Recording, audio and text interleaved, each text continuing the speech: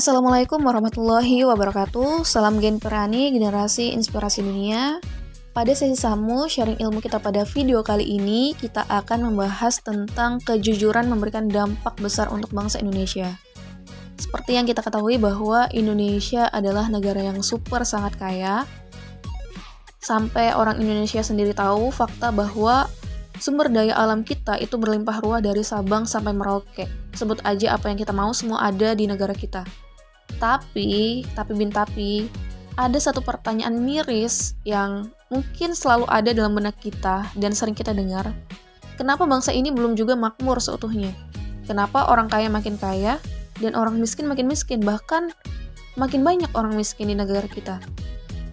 Jawabannya simple. Karena ketidakadaannya kejujuran. Coba aja kita lihat di sekeliling kita. Banyak permasalahan umum di bangsa kita ini karena tidak adanya kejujuran. Banyak sekali problematika utama bangsa kita adalah kemiskinan. Apa karena negara kita miskin? Jawabannya tidak sama sekali. Karena seperti yang saya katakan di awal bahwa Indonesia adalah negara yang super sangat kaya. Tapi kenapa negara kita miskin? Kenapa kita masih negara yang berkembang? Kemiskinan terjadi karena banyak orang yang korupsi. Korupsi ini bisa diibaratkan seperti tikus yang sangat rakus ya. Bisa memakan apa saja yang ada sekelilingnya. Makan botol dimakan, makan sabun dimakan, makan apapun dimakan.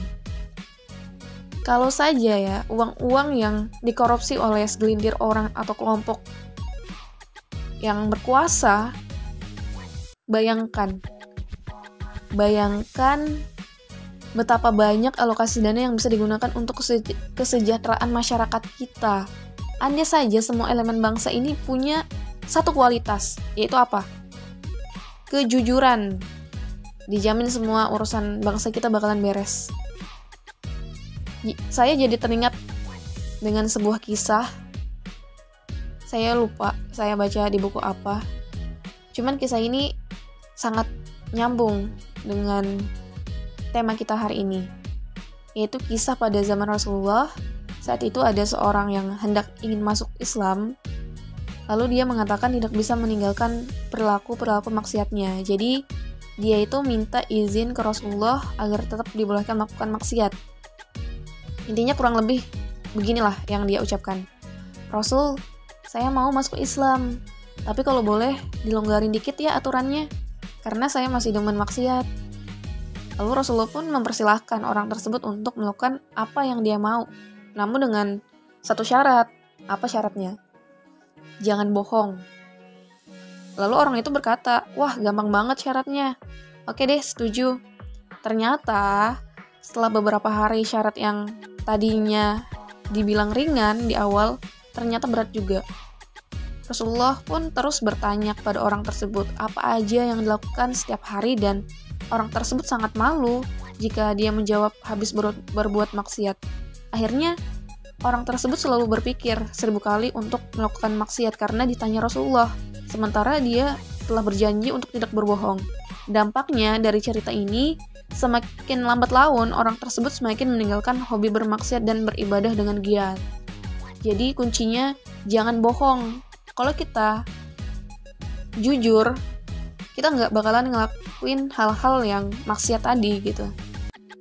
Nah, jadi ada tips-tips and trik yang mungkin bisa kita lakukan untuk diri kita, untuk melatih diri kita dan terus kita praktekkan untuk bisa selalu menjadi orang yang jujur dimanapun kita berada.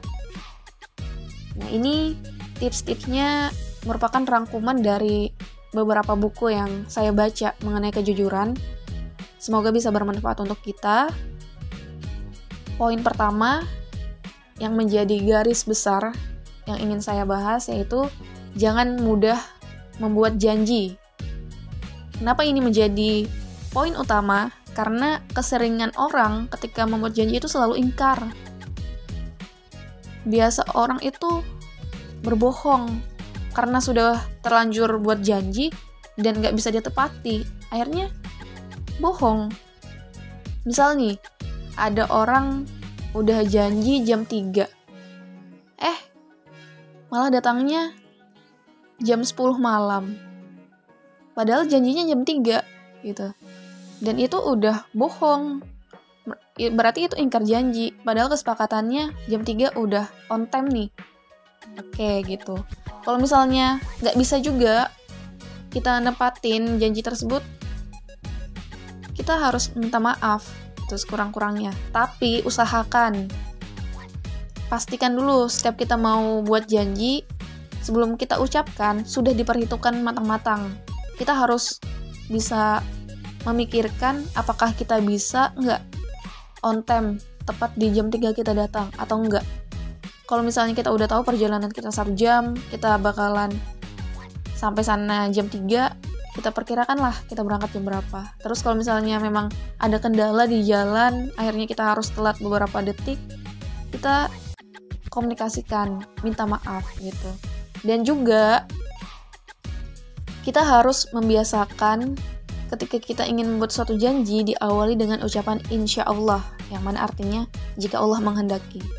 Karena seperti yang contoh tadi yang saya ambil, misalnya kita udah ikhtiar nih, udah berangkat jam 2 karena perjalanan 1 jam, terus tiba-tiba di jalan itu ada pecah ban atau apa, akhirnya kita telat beberapa menit gitu. Dan itu masuk dalam kata-kata ucapan insya Allah tadi, jika Allah menghendaki. Karena Allah tidak menghendaki kita on time, karena ada kejadian itu, ya kita harus telat gitu. Jadi ketika teman-teman membuat janji harus diperhitungkan pertama. Terus kalau udah diperhitungkan dan teman-teman bisa diusahakan on time, teman-teman mengatakan insya Allah saya akan on time gitu. Dan kalaupun tidak on time, dikomunikasikan dan ucapkan kata maaf ke orang yang kita buat janji sama mereka. Kayak itu poin pertama, jangan mudah membuat janji. Kalau nggak bisa, nggak usah buat janji. Oke? Yang kedua, latihan terus kejujuran. Nah, kejujuran ini bisa kita raih ketika kita konsisten untuk terus-menerus berkata jujur. Kalau kita sudah biasa bohong, maka harus ada punishment ketika kita berkata bohong. Misalnya ketika kita hari ini berkata bohong, kita harus sedekah 50.000 kayak gitu. Jadi ada punishment untuk kita.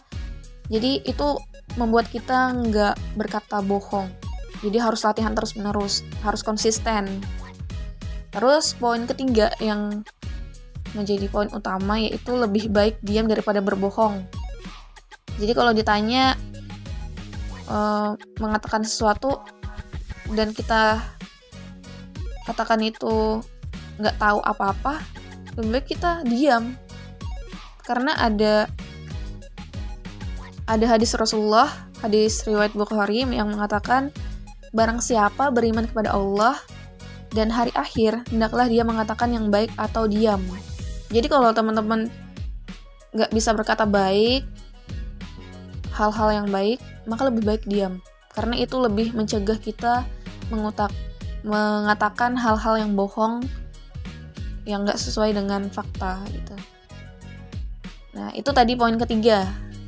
Kalau nggak bisa berkata baik, lebih baik diam. Yang keempat, bicara apa adanya. Jadi kita nggak menambah-nambahin ucapan yang sebenarnya terjadi gitu. Jadi pada intinya kita diberikan amanah untuk menyampaikan kepada orang lain, sampaikanlah seperti itu.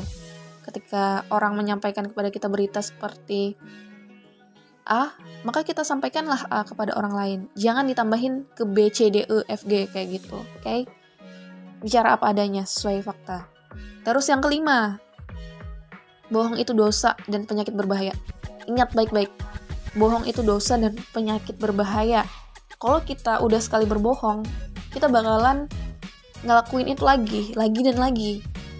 Dan kita akan menormalisasikan hal tersebut, itu hal yang sepele gitu. Kalau kita udah terbiasa berbohong, maka kita harus tanamkan bahwa bohong itu dosa dan penyakit yang sangat berbahaya.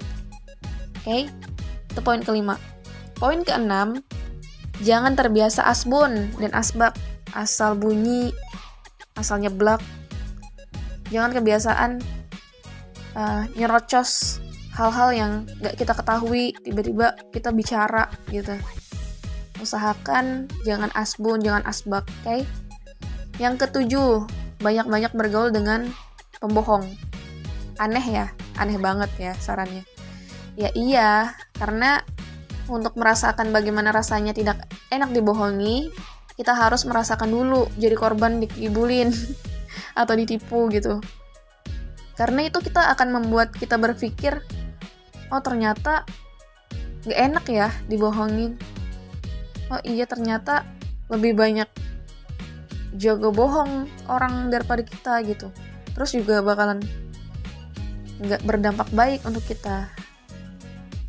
Nah jadi itu tuh beberapa poin yang bisa saya ambil untuk kita jadikan pembelajaran untuk diri kita, untuk tidak berbohong dan membiasakan untuk berkata jujur. Yang pertama tadi, jangan mudah membuat janji. Yang kedua, latihan terus kejujuran. Terus yang ketiga, lebih baik diam daripada berbohong. Terus yang keempat, bicara apa adanya. Jangan dibuat-buat. Yang kelima, ingat dan tanamkan dalam diri kita bohong itu dosa dan penyakit berbahaya. Yang keenam, jangan terbiasa asbun atau asbak. Yang ketujuh, banyak-banyaklah bergaul dengan pembohong supaya kita tahu rasanya dibohongin dan kita nggak bakalan berbuat bohong kepada orang lain. Dan itu beberapa poin, semoga bisa kita implementasikan untuk diri kita, untuk belajar terus menjadi orang yang jujur dimanapun kita berada, karena kejujuran itu merupakan kunci utama dan sebuah pendirian karakter dalam diri kita, karena karakter itu harus terus-menerus dipupuk. Ketika karakter kita nggak baik, maka apapun yang kita lakukan nggak baik juga. Jadi kalau hal-hal yang sudah tertanam dalam diri kita itu baik, insya Allah apapun yang kita lakukan akan baik. Jadi selalu ingat bahwa Allah itu menyukai sebuah kejujuran. Rasulullah pun menyukai orang yang jujur. Walaupun terkadang jujur itu menyakitkan. Oke? Ada dalam Quran surah Al-Maidah, semoga ini menjadi motivasi kita. Ayat 119. Ini adalah suatu hari yang bermanfaat bagi orang-orang yang benar kebenaran mereka. Bagi mereka surga yang di bawahnya mengalir sungai-sungai, mereka kekal di dalamnya selama-lamanya. Allah ridha terhadapnya, itulah keberuntungan yang paling besar. Jadi dalam surah ini, kita harus selalu menjadi orang yang bermanfaat bagi orang lain dan membawa kebenaran, yaitu kejujuran tadi. Karena ketika kita berbohong, kita berkata yang tidak sesuai dengan fakta, itu akan membuat Allah itu murka terhadap kita. Jadi ingat baik-baik itu. Oke, semoga kita semua bisa menjadi pribadi-pribadi yang lebih jujur dimulai dari sekarang, karena dengan kejujuran insya Allah kita akan mendapatkan balasan dari Allah Subhanahu wa Ta'ala berupa surga yang kekal, tinggal abadi di dalamnya. Oke, see you next video. Wassalamualaikum warahmatullahi wabarakatuh.